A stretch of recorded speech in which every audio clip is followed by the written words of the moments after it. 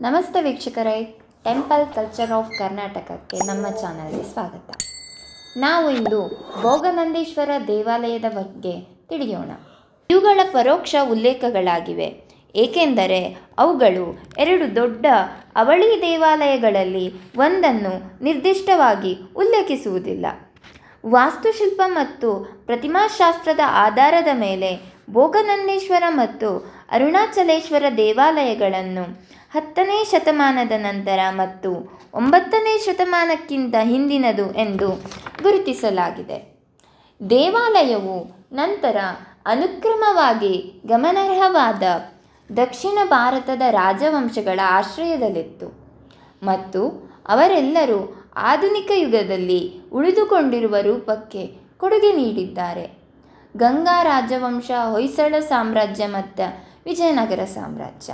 ಭೋಗನಂದೀಶ್ವರ ದೇವಾಲಯದ ರಚನೆ. ದೇವಾಲಯದ ಸಂಕೀರ್ಣವು ಎರಡು ದೊಡ್ಡ ದೇವಾಲಯಗಳನ್ನು ಹೊಂದಿದೆ: ಭೋಗನಂದೀಶ್ವರ ಮತ್ತು ಅರುಣಾಚಲೇಶ್ವರ ದೇವಾಲಯಗಳು. ಅವರು ಒಂದೇ ರೀತಿಯ ವಾಸ್ತುಶಿಲ್ಪವನ್ನು ಹೊಂದಿದ್ದಾರೆ, ಆದರೆ ನಿಖರವಾಗಿ ಒಂದೇ ಅಲ್ಲ.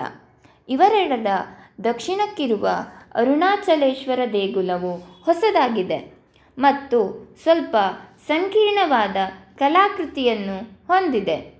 ಇಬ್ಬರು ದೊಡ್ಡ ಪ್ರಾಂಗಣ ಮತ್ತು ತೆರೆದ ಸಭಾಮಂಟಪವನ್ನು ಹಂಚಿಕೊಂಡಿದ್ದಾರೆ.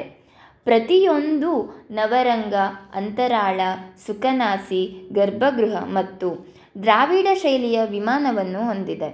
ಸಭಾಮಂಟಪ ಮತ್ತು ಸಭಾಂಗಣಕ್ಕೆ ಜಾಲಿ ಎಂಬ ರಂಧ್ರಕಲ್ಲಿನ ಪರದೆಗಳನ್ನು ಒದಗಿಸಲಾಗಿದೆ.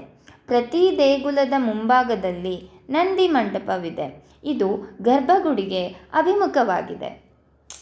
ಅವಳಿ ದೇವಾಲಯಗಳ ನಡುವೆ ಉಮಾಮಹೇಶ್ವರ ಎಂಬ ಸಣ್ಣ ಮಧ್ಯಸ್ಥಿಕೆಯ ದೇವಾಲಯವಿದೆ, ಜೊತೆಗೆ ಕಲ್ಯಾಣ ಮಂಟಪ, ಜೊತೆಗೆ ಕಪ್ಪು ಕಲ್ಲಿನಲ್ಲಿ ಅಲಂಕೃತವಾದ ಕಂಬಗಳಿಂದ ಬೆಂಬಲಿತವಾಗಿದೆ ಮತ್ತು ಹಿಂದೂ ದೇವರುಗಳಾದ ಶಿವ ಮತ್ತು ಅವನ ಪತ್ನಿ ಪಾರ್ವತಿ, ಬ್ರಹ್ಮ ಮತ್ತು ಉಬ್ಬು ಶಿಲ್ಪಗಳನ್ನು ಚಿತ್ರಿಸುತ್ತದೆ.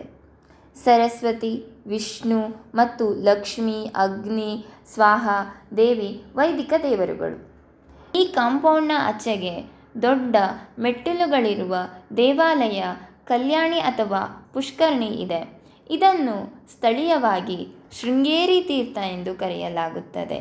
ಅಲ್ಲಿ ಕೆಲವು ಹಬ್ಬದ ದಿನಗಳಲ್ಲಿ ದೀಪಗಳನ್ನು ಬೆಳಗಿಸಲಾಗುತ್ತದೆ.